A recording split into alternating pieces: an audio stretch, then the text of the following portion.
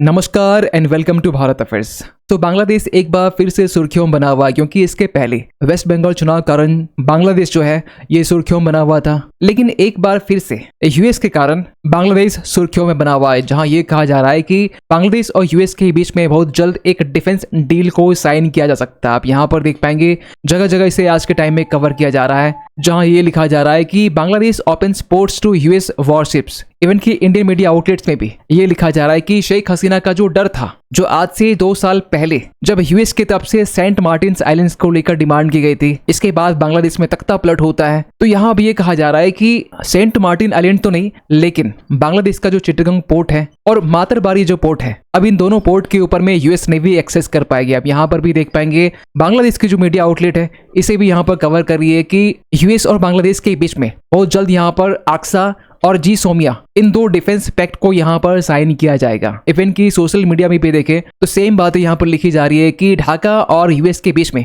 एक defence pact यहाँ पर साइन हो सकती है, जिससे ये कहा जा रहा है कि इस डिफेंस पैक्ट के बाद में साउथ एशिया में जो बैलेंस ऑफ पावर है यहाँ पर ये शिफ्ट होने वाला है, क्योंकि जहां चाइना ऑलरेडी भारत को अपनी स्ट्रिंग ऑफ पल्स के जरिए घेरने की कोशिश कर रहा है, उसी बीच में अब यहाँ पर यूएस की भी एंट्री होने वाली है। सो यहाँ पर क्या कुछ देखने को मिल रहा है, इन्हीं सब चीजों को लेकर हम लोग इस वीडियो में डिटेल से बात करने वाले, लेकिन बात करते हैं शुरुआत से। तो रिसेंटली यूएस की तरफ से एक हाई डेलीगेशन बांग्लादेश विजिट करती है, जिसमें पहले तो यहाँ पर यूएस के जो एनर्जी सेक्रेटरी है क्रिस राइट, इनकी और बांग्लादेश के जो फॉरेन मिनिस्टर है खलीलुर रहमान, दोनों के बीच में एनर्जी कॉर्पोरेशन को लेकर एक डील साइन की जाती है। क्योंकि वेस्ट एशिया क्राइसिस के बाद में बांग्लादेश के ऊपर में जो एनर्जी क्राइसिस है ये हमें ज्यादा देखने को मिला था। तो यहाँ पर यह कहा जा रहा है कि इस एनर्जी कॉर्पोरेशन के बाद में यूएस और बांग्लादेश के बीच में फाउंडेशनल डिफेंस पैक्ट को यहाँ पर बहुत जल्द साइन किया जा सकता है, और ये अपनी फाइनल स्टेज में है, जिसमें पहले तो यहाँ पर जी सोमिया, जिसे general security of military information agreement भी कहा जा रहा है, और यूएस इस तरह की जो एग्रीमेंट है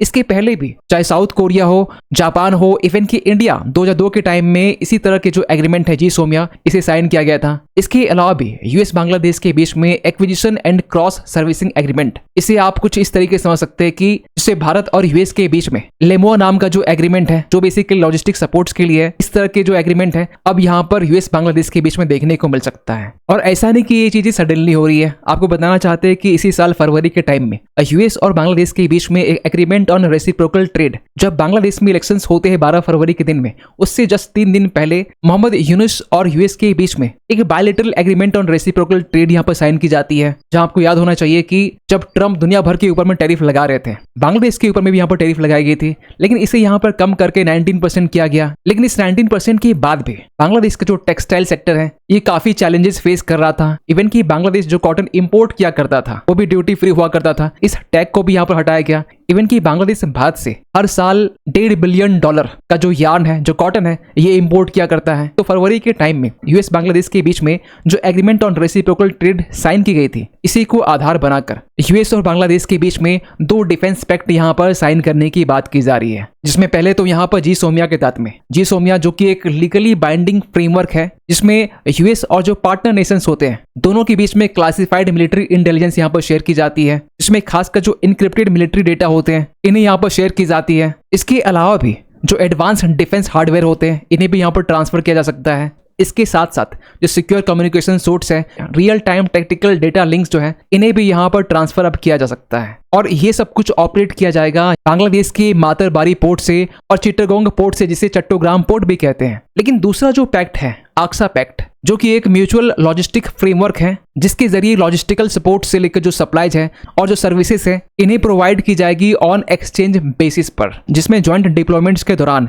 या फिर जो ज्वाइंट एक्सरसाइज होते हैं या फिर इमरजेंसी कंटिजेंसीज के दौरान में जो फ्यूल है, फूड है, एम्यूनेशन, स्पेयर पार्ट्स या फिर पोर्ट क्लियरिंग जो सर्विसेज होते हैं, मेंटेनेंस सपोर्ट, ये यहाँ पर म्यूचुअली ट्रांसफर की जाएगी। यहाँ तक कि इस आक्सा के जरिए जो यूएस नेवी वॉरशिप है, जो सर्विलांस वेसल्स हैं, यूएस एयरफोर्स रिकॉनेसांस जो एयरक्राफ्ट है, इन्हें भी अलाउ किया जाएगा बांग्लादेश के मातरबारी पोर्ट में और चट्टोग्राम पोर्ट में। ये जो डिफेंस पैक्ट्स है ना, चाहे आक्सा हो या फिर जी सोमिया हो, कहा यह जाता है कि 2012 से जो यूएस है इस तरह के जो डिफेंस पैक्ट हैं बांग्लादेश के साथ में साइन करना चाह रहा था। इवन कि 2024 के टाइम में ये भी अपडेट सुनने को मिला कि यूएस बांग्लादेश का सेंट मार्टिन्स आइलैंड यहाँ पर चाहता है, जिसको लेकर शेख हसीना ने साफ साफ मना कर दिया था, जिसका परिणाम ये हुआ कि 2024 के टाइम में बांग्लादेश में तख्ता पलट होता है, शेख हसीना भारत आती है। लेकिन सवाल ये निकल के आता है कि यूएस नेवी हो या यूएस वॉरशिप का प्रेजेंस बे ऑफ बंगाल में होना, इसके पीछे रीजन क्या है? तो कहा यह जा रहा है कि इसके पीछे दो रीजन है। पहला तो यहाँ पर चाइना का मलक का जो डायलेमा है वो है, एंड सेकंड यहाँ पर बे ऑफ बंगाल रीजन में यूएस नेवी का प्रेजेंस को बढ़ाना। क्योंकि आज के टाइम में देखें तो चाइना जो है ये अग्रेसिवली अपनी जो नेवल बेस है, इवन की इंफ्रास्ट्रक्चर से लेकर जो पोर्ट्स है, इसका निर्माण कर रहा है। आप यहाँ पर देख पाएंगे चाहे म्यांमार का क्यूक्यू हो, पाकिस्तान का ग्वादर हो, इवन की टर्की से लेकर जो यूक्रेन है, इवन की फ्रांस से लेकर जो बेल्जियम है, यहाँ तक कि श्रीलंका का हम्बनटोटा पोर्ट हो या फिर ब्राजील का पोर्ट हो, आप देख सकते हैं किस तरीके से चाइना का जो ग्लोबल नेटवर्क्स ऑफ पोर्ट्स है ये ग्रो होता हुआ दिखाई दे रहा है। इवन कि चाइना अपने स्ट्रिंग ऑफ पर्ल्स स्ट्रेटेजी के जरिए ऑलरेडी भारत को यहाँ पर घेरने की कोशिश कर रहा है, जहां पर 2017 के टाइम में श्रीलंका के हम्बनटोटा पोर्ट को लेकर 99 ईयर्स के लिए जो लीज है ये चाइना को दी जाती है। इवन की सीपेक के जरिए चाइना पाकिस्तान इकोनॉमिक कॉरिडोर के जरिए जो चाइना है ये ग्वादर पोर्ट का भी निर्माण यहाँ पर किया है। वहीं अगर म्यांमार की बात करें तो म्यांमार का जो क्योकप्यू पोर्ट है, जो कि एक डीप सी पोर्ट है, चाइना एक लंबे टाइम से यहाँ पर काम कर रहा है। इवन की चाइना इस पोर्ट के जरिए रोड रेलवे नेटवर्क यहाँ पे स्टैब्लिश करने की कोशिश कर रहा है, जहां पर क्यूक्यू से चाइना का जो कुनमिंग है यहाँ पर रोड एंड रेलवेज नेटवर्क यहाँ पर स्प्रेड कर रहा है। इवन की 2018 के टाइम में कुछ सैटेलाइट इमेजेस भी सामने निकल के आए थे, लेकिन चाइना इसके बाद लगातार बांग्लादेश में अपनी प्रेजेंस को बढ़ाने के लिए, चाहे रिसेंटली तीस्ता रिवर को लेकर हो, जहां पर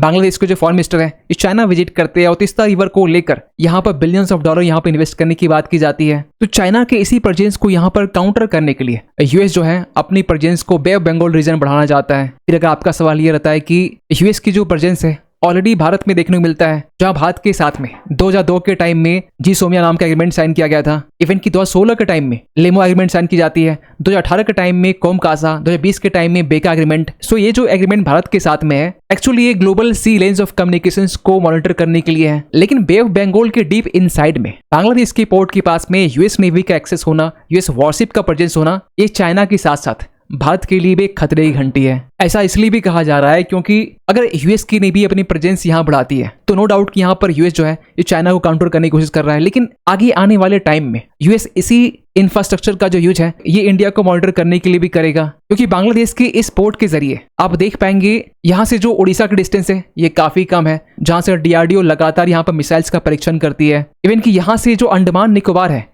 ये सामने है, जहां पर हमारा पहला ट्राई कमांड सर्विस है। इवन की हमारी जो सबमरीन नेवल फ्लीट है ये भी इसी बे ऑफ बंगाल में यहाँ पर तैनात रहती है। इतना ही नहीं, स्टेट ऑफ जो मलक्का है जहां से चाइना के 80% जो एनर्जी है वो सप्लाई की जाती है, 40% दुनिया भर का जो ग्लोबल ट्रेड है इस रूट के जरिए पास किया जाता है। तो यूएस इन सभी चीजों को यहाँ पर इजिली मॉनिटर कर सकता है। और इसी साल फरवरी के टाइम में यूएस बांग्लादेश के बीच में जो ट्रेड एग्रीमेंट साइन की गई थी, जिसको लेकर हमने आपसे पिछले स्लाइड में कहा था कि इलेक्शंस के जस्ट पहले मोहम्मद यूनुस ने यूएस के साथ में इस तरह एग्रीमेंट साइन किया था, जिस एग्रीमेंट में खासकर कॉटन को लेकर ज्यादा फोकस किया गया, क्योंकि बांग्लादेश जो है ये भारत से हर साल अराउंड $1.5 बिलियन का जो कॉटन है ये इंपोर्ट किया करता है। तो इससे हमारा जो अप्रैल एक्सपोर्टर्स है ये भी इम्पैक्ट हो सकता है। रही बात भारत के डबल ट्रबल की, तो जहां यूएस अपनी प्रेजेंस को यहाँ पर बढ़ाना चाह रहा है, वहीं चाइना पिछले कुछ टाइम लगातार बांग्लादेश के साथ में एंगेज कर रहा है। जहां हमने रिसेंटली देखा तीस्ता रिवर को लेकर चाइना काफी इंटरेस्ट शो कर रहा है। इवन कि चाइना और बांग्लादेश के बीच में हाल ही में डिफेंस को लेकर भी यहाँ पर डील की गई थी, जहां ये कहा जा रहा था कि जो चाइना है ये बांग्लादेश के रंगपुर डिवीजन में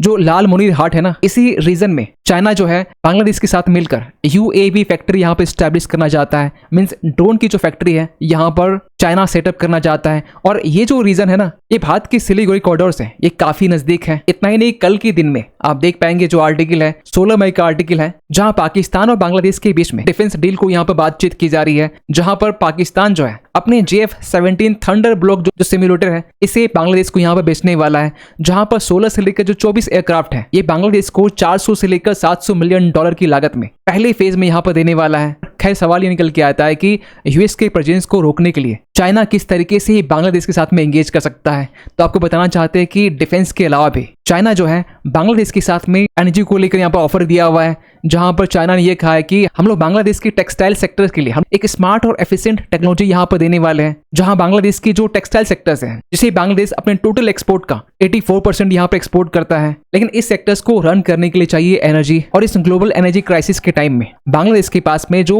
ऑयल वेसल्स है ये पहुंच नहीं पा रहे हैं, जिसके कारण बांग्लादेश का जो आरएमजी सेक्टर्स है ये लगातार शट डाउन किए जा रहे हैं, जिसका इंपैक्ट बांग्लादेश की इकोनॉमी में देखने मिल रहा है। तो यहाँ पर चाइना ये कह रहा है कि हम आपकी आरएमजी सेक्टर्स को लेकर एक स्मार्ट टेक्नोलॉजी यहाँ पर देने वाले हैं। So recently Bay of Bengal region में जिस तरीके से चाइना और यूएस आमने सामने हैं, जहां रिसेंटली ट्रंप चाइना के विजिट करते हैं, जहां ये भी कहा जा रहा था कि दोनों देश के बीच में एयरक्राफ्ट से लेकर जो सेमीकंडक्टर है इसको लेकर यहाँ पर एक अच्छी खासी डील हो सकती है, लेकिन कुछ ऐसा यहाँ पर देखने को नहीं मिला। इवन कि इस बीच में ये भी अपडेट निकल के आया है कि जब ट्रंप चाइना लैंड करते हैं, चाइनीज ऑफिशियल्स की तरफ से ट्रंप और उसके डेलीगेशंस को यहाँ पर बर्नर फोन दी जाती है, और ये जो बर्नर फोन है इसे एयरपोर्ट में यहाँ पर डंप की जाती है। तो इसको लेकर भी काफी आर्टिकल पब्लिश हो रहे थे कि जो चाइना है यहाँ पर यूएस डेलीगेशन और ट्रंप के ऊपर में यहाँ पर स्पाई करना चाह रहे थे। अब देखने वाली बात यहाँ पर यह है कि यूएस नेवी का बे ऑफ बंगाल में प्रेजेंस होना, जहां ऑलरेडी चाइना अपने प्रेजेंस को यहाँ बढ़ा रहा है, तो क्या बे ऑफ बंगाल रीजन जो है ये एक नया युद्ध का मैदान बन सकता है, और इसके लिए यहाँ पर भारत क्या कर सकता है? कमेंट कीजिएगा। मिलते किसी अगली वीडियो में, तब तक के लिए थैंक यू सो मच।